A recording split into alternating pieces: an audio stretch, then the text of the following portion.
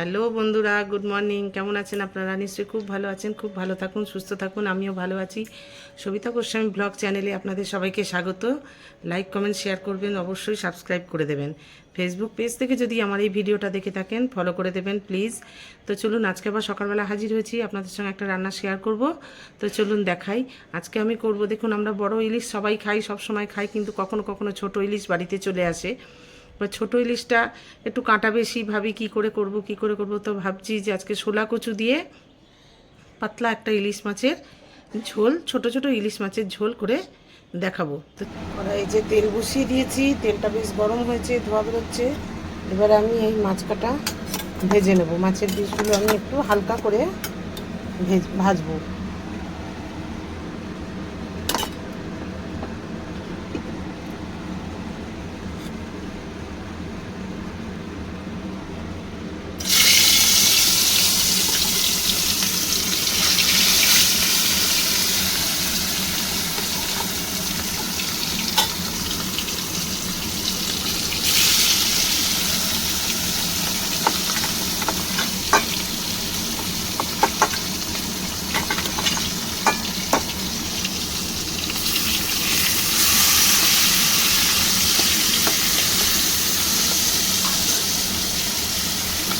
হালকা করে প্রত্যেকটা মাছই আমি মাছের পিসগুলো ভেজে তুলব। এই যে মাছটা এক পিঠ হয়ে গেছে, ওই পিঠটাও আমি উল্টে দিয়েছি। এবার আমি এই যে বললাম খুব হালকা করে ভাজবো, তুলে নিচ্ছি।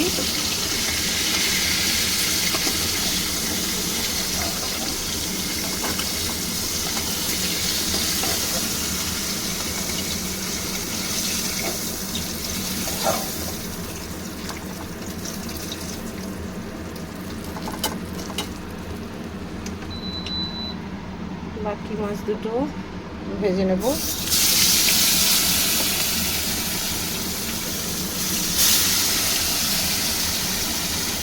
আর এদিকে মশলা বলতে আমি শুধু কাঁচা লঙ্কা, এই যে 6-7টা কাঁচা লঙ্কা আর একটু অর্ধেকটা টমেটো, একটা টমেটোর হাফ আমি পেস্ট করে নেব।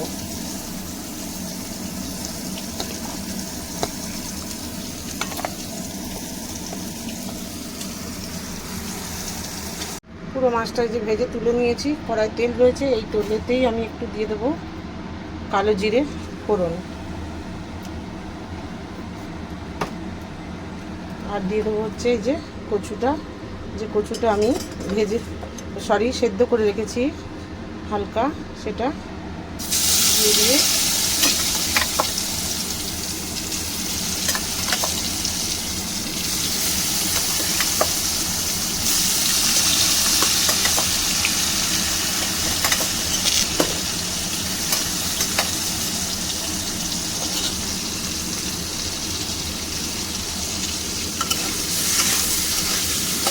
তেলে ভেজে আমি এই কাঁচা লঙ্কা আর একটু টমেটো কেটে রেখেছিলাম সেটা দিয়ে দেব। এই যে লঙ্কা, 6টা লঙ্কা, কাঁচা লঙ্কা আর একটা অর্ধেক টমেটো এই যে পেস্ট করেছি, এর মধ্যে আমি 1 চামচ টক দই দিয়েও একটু ঘুরিয়ে নেব। আলাদা করে ফেটিয়েও দেওয়া যায় এটা, কিন্তু আমি একটু সময় কম আছে আমার, আমি ওর জন্য এর সঙ্গে একটু ফেটিয়ে অল্প একটু জল দিয়ে দেবো।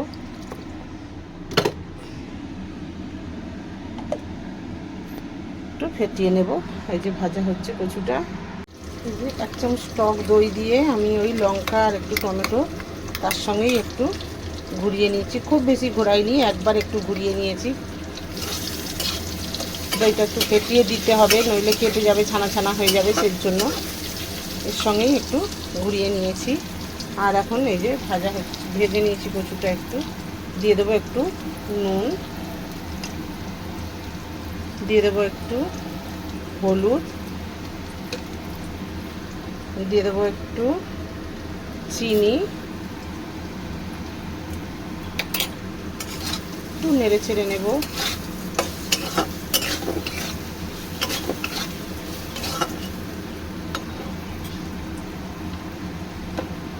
তারপর দিয়ে দেবো এই কাঁচা লঙ্কা আর দই ফেটিয়েছি সেটা,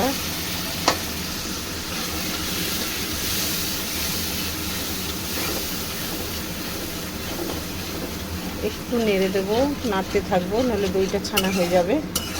এর জন্য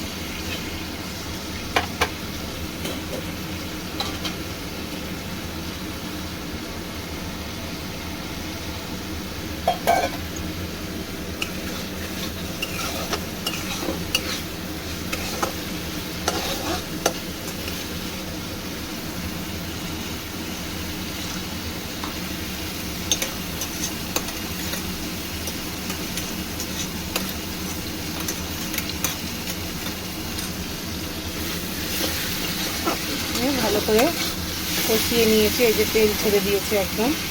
এবারে আমি জল দেব। মশলার জায়গাটা ধুয়েই আমি জল দিয়ে দিলাম।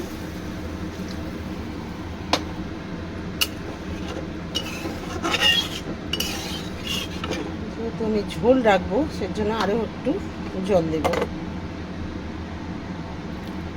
একটা পাতলা ঝোল হবে।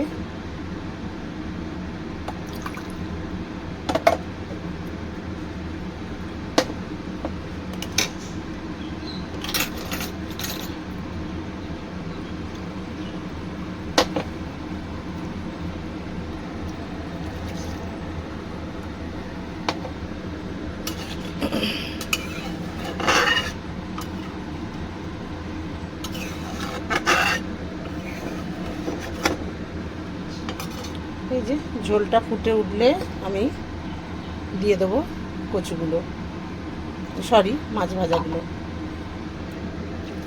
এর মধ্যে দিয়ে দেবো 4টে কাঁচা লঙ্কা,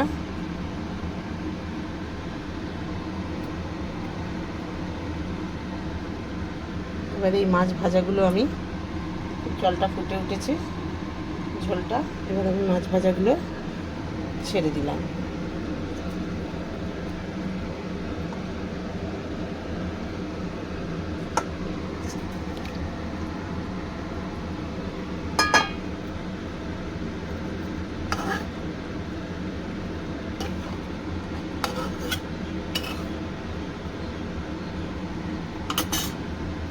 ছেড়ে দিয়েছি। এবারে আমি যতটা ঝোল রাখবো সেটুকু ঠিকঠাক হয়ে গেলেই আমি নামিয়ে নেব। যদি রান্নাটা ভালো লেগে থাকে অবশ্যই একটা লাইক করবেন, কমেন্ট করবেন, শেয়ার করে দেবেন, সাবস্ক্রাইব অবশ্যই করে দেবেন। এই হওয়াটা পর্যন্ত অপেক্ষা করি, তারপর নামাচ্ছি, দেখাচ্ছি, স্কিপ করবেন না, দেখতে থাকুন। মাছের ঝোলটা একদম কমপ্লিট। এই যে এই ঝোলটা আমি রাখবো, আমি মাছটা নামিয়ে নেব। তো নামিয়ে নিচ্ছি, দেখতে থাকুন। নামিয়ে নিয়েছি। যদি ভালো লেগে থাকে একটা লাইক কমেন্ট শেয়ার করবেন।